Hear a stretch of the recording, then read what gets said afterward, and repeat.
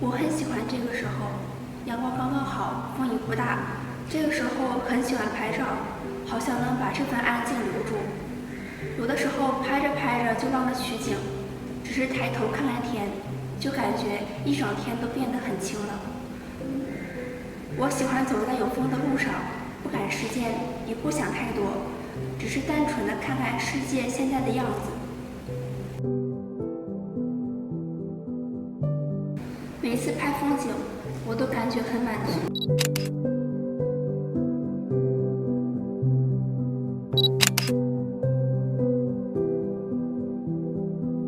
就好像真的抓住了世界的每一个瞬间。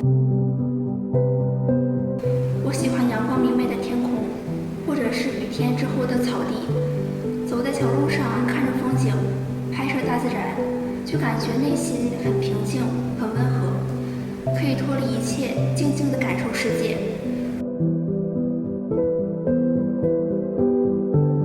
相册里满是风景的照片，内心很满足。